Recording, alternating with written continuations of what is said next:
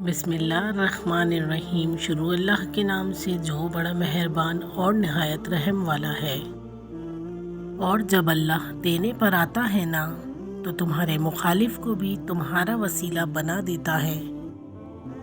غلط بات پر غصہ آ جانا شرافت کی نشانی ہے، لیکن اسی غصے کو پی جانا مومن کی نشانی ہے۔ انسان کا یقین اتنی طاقت رکھتا ہے کہ بنجر زمین کو زندہ کر دیتا ہے۔ یہ صرف وہی انسان کر سکتا ہے جس کے اندر محبت زندہ ہو۔ جو لوگ آپ کو حق پر ہوتے ہوئے بھی غلط سمجھتے ہیں ان سے کوئی شکوہ نہ کیجیے، کیونکہ جس کی جتنی سمجھ ہوتی ہے وہ اتنا ہی سمجھتا ہے۔ انسان کے ساتھ مسئلہ یہ ہے کہ سکھ کی پوری ہانڈی ندیدہ بن کر اکیلا ہی کھا جاتا ہے، اور دکھ کا ایک پیالہ بھی سب میں بانٹتا نظر آتا ہے۔ وقت ہمیشہ ایک جیسا نہیں رہتا۔ پرندہ جب زندہ ہوتا ہے تو چونٹیوں کو کھاتا ہے، مگر جب مر جاتا ہے تو وہی چونٹیاں اسے کھا جاتی ہیں۔ دھوکہ دینے کے 1000 طریقے ہیں، لیکن سب سے گھٹیا طریقہ محبت اور ہمدردی کا دکھاوا کرنا ہے۔ رشتوں کا ایک روپ مطلب پرستی بھی ہے۔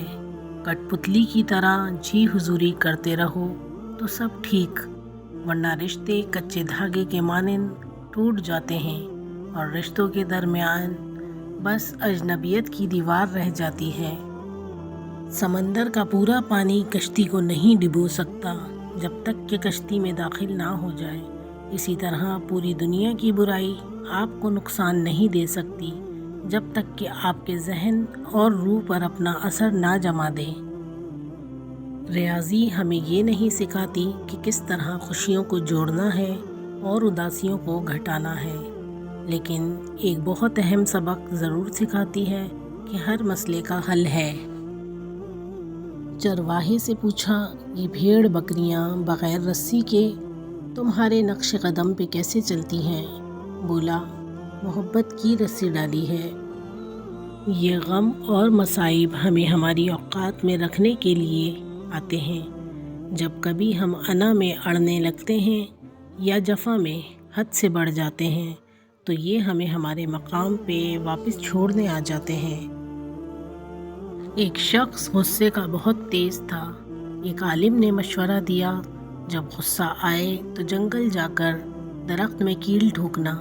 اس نے ایسا ہی کیا۔ آخر ایک دن اس کا غصہ ختم ہو گیا۔ اس نے عالم کو بتایا۔ عالم نے کہا، اب اس درخت سے یہ کیلیں نکال لو۔ آدمی نے کیلیں نکال لیں، لیکن درخت میں سوراخ ہو گئے۔ عالم نے کہا، یہ وہ سوراخ ہیں جو تم غصے کی حالت میں لوگوں کے دلوں میں کرتے تھے۔ زندگی کا تجربہ تو نہیں، مگر اتنا معلوم ہے کہ چھوٹا آدمی بڑے موقع پہ کام آ جاتا ہے اور بڑا آدمی چھوٹی سی بات پہ اکثر اپنی اوقات دکھا جاتا ہے۔ باتوں کی مٹھاس اندر کا بھید نہیں کھولتی۔ مور کو دیکھ کر کون کہہ سکتا ہے کہ یہ سانپ کھاتا ہوگا؟ اللہ سے ہمیشہ وہ طلب کیا کرو جو تمہارے حق میں بہتر ہو، نہ کہ وہ جو تم چاہتے ہو۔ ہو سکتا ہے تمہاری چاہت بہت کم ہو اور تمہارا حق بہت زیادہ ہو۔ بندگی کا طریقہ پرندوں سے سیکھیں، جن کے گھونسلے طوفانی رات میں تباہ ہو جاتے ہیں، لیکن وہ صبح اٹھتے ہی شکایتوں کے بجائے اللہ کی حمد و ثنا میں مصروف ہو جاتے ہیں۔ کتنا بیکار تمنا کا سفر ہوتا ہے، کل کی امید پہ ہر آج بسر ہوتا ہے۔ دن گزرتا ہے تو لگتا ہے بڑا کام ہوا، رات کٹتی ہے تو ایک مار کا سر ہوتا ہے۔ دوستو، ہمارے چینل کو لائک کریں، سبسکرائب کریں اور شیئر کریں۔ جزاک اللہ۔